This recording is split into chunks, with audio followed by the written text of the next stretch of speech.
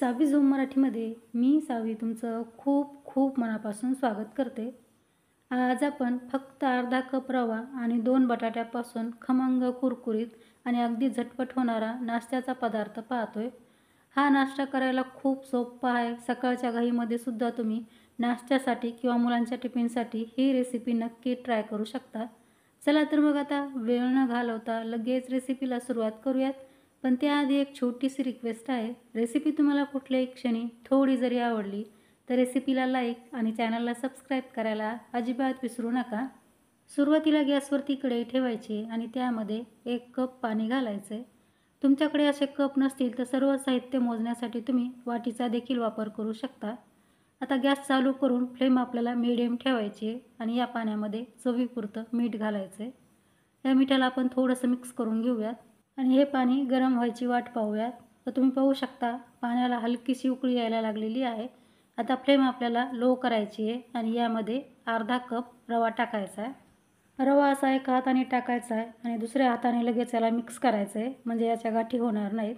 अगदी 1 ते 2 मिनिटामध्ये रवा पूर्ण पाणी शोषून घेतो आणि याचा असा मस्त घट्टसर गोळा तयार होतो. असा छान रव्याचा गोळा तयार झाल्यानंतर हा गोळा पॅनला देखील सोडतोय, तेव्हा समजायचं की रवा देखील आपला चांगला शिजला आहे. आता लगेच गॅस बंद करायचा आणि शिजलेला रवा एका ताटामध्ये काढून घ्यायचा.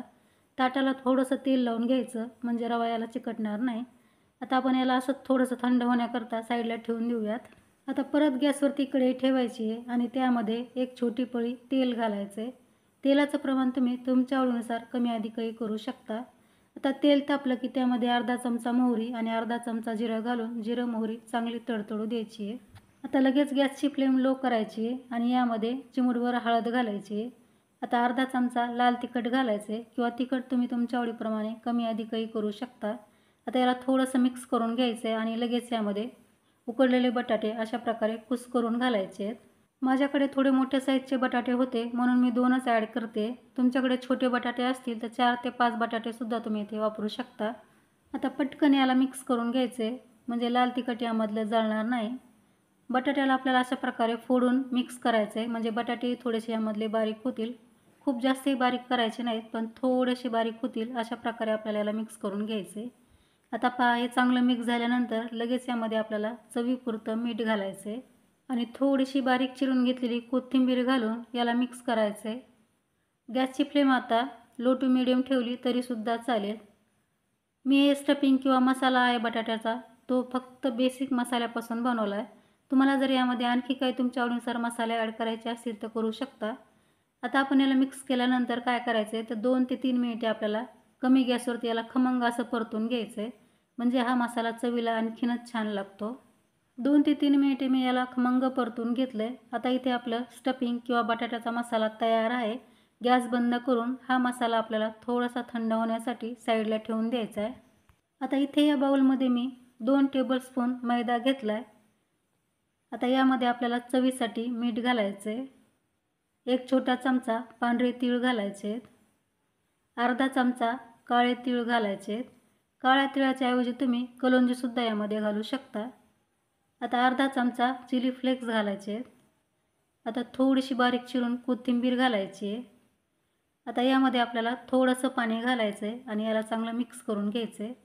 पाणी एकदम न घालता असं थोडं थोडंच घालायचं आहे, जेणेकरून याच्या गाठी होणार नाहीत. असंच थोडं थोडं पाणी घालून आपल्याला मैद्याची चांगली स्लरी तयार करून घ्यायची आहे. स्लरी तयार करण्यासाठी मी इथे मैद्याचा वापर केला आहे. तुम्ही गव्हाच्या पिठाचा सुद्धा वापर करू शकता, पण मैद्याच्या स्लरीमुळे आपला नाश्ता आणखीनच मस्त कुरकुरीत होतो. आता तुम्ही पाहू शकता इथे मी मस्त मैद्याची स्लरी तयार केलेली आहे.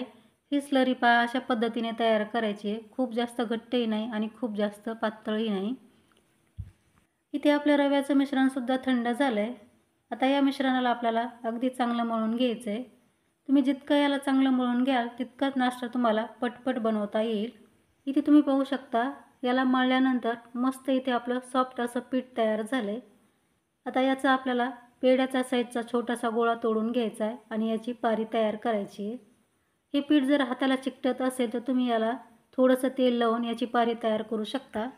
अशा पद्धतीने तुम्हाला जर हातावरती पारी करायला अवघड वाटत असेल तर याची तुम्ही एक मोठी पोळी लाटून वाटीने याच्या पुऱ्या कट करून घेऊ शकता आणि नंतर त्यापासून तुम्ही हा नाश्ता तयार करू शकता। ही पारी तयार करताना आपल्याला थोडीशी पातळच तयार करायची आहे, म्हणजे हा नाश्ता मस्त खाताना कुरकुरीत तयार होतो। तर तुम्ही पाहू शकता छान पातळ अशी मी पारी तयार करून घेतली। आता यामध्ये आपण बटाट्याचा मसाला किंवा स्टफिंग भरून घ्यायचं आहे। स्टफिंग आपल्याला भरताना जास्त भरायचं आहे, कंजूसी करायची नाही स्टफिंग भरताना, म्हणजे हा नाश्ता खाताना खूप टेस्टी लागतो। आता ही पारी आपल्याला अशा प्रकारे बंद करायची आहे। आता याच्या ज्या कडा आहेत त्या आपल्याला चांगल्या प्रेस करून बंद करायच्या आहेत। ज्याप्रमाणे आपण करंजी बनवतो अगदी तसंच आपल्याला याला आकार द्यायचा आहे। तुम्ही पाहू शकता खूप सुंदर आपला हा नाश्ता तयार झालेला आहे। हा नाश्ता करायला जितका सोपा आहे, खायला तितकाच अप्रतिम लागतो। तर तुम्ही पाहू शकता अगदी झटपट आपला हा नाश्ता तयार झालेला आहे। तुम्ही याला असंच प्लेनसुद्धा ठेवू शकता, पण मी यावरती अगदी हलक्या हाताने सुरीने अशा प्रकारे कट देऊन घेते, म्हणजे हा नाश्ता दिसायलाही छान दिसेल आणि आतपर्यंत मस्त कुरकुरीतही तळला जाईल। तर पाहिलंत ना, खूप सुंदर आपला हा नाश्ता तयार झाला आहे। आता राहिलेला नाश्तासुद्धा आपल्याला अशाच पद्धतीने बनवून घ्यायचा आहे। इथे तुम्ही पाहू शकता संपूर्ण नाश्ता मी बनवून घेतला आहे। खूप सुंदर हा नाश्ता तयार झाला आहे। आता तयार नाश्ता आपल्याला या मैद्याच्या स्लरीमध्ये अशा प्रकारे डिप करून घ्यायचा आहे, म्हणजे याला मैद्याचं चांगलं कोटिंग होईल आणि आपला नाश्ता मस्त कुरकुरीत तयार होईल। आता डिप केल्यानंतर लगेच बाहेर काढून हा नाश्ता तेलामध्ये सोडायचा। इथे मी तेल अगोदरच गरम करायला ठेवलं होतं। तेल आपल्याला चांगलं कडकडीत गरम करून घ्यायचं आहे आणि नंतरच अशा प्रकारे त्यामध्ये नाश्ता सोडायचा आहे।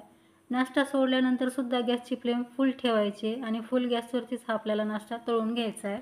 आता नाश्त्याची खालची बाजू तळून झाल्यानंतर अशा प्रकारे नाश्ता आपल्याला पलटून घ्यायचा आहे।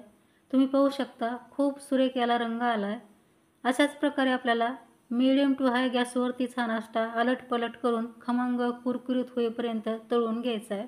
तेलामध्ये नाश्ता सोडताना थोडासा अंतरावरच सोडा, एकमेकाला चिकटू देऊ नका, नाहीतर तळताना असा तो थोडासा एकमेकाला चिकटतो, पण तळून झाल्यानंतर तो परत आपोआप सेपरेट होतो।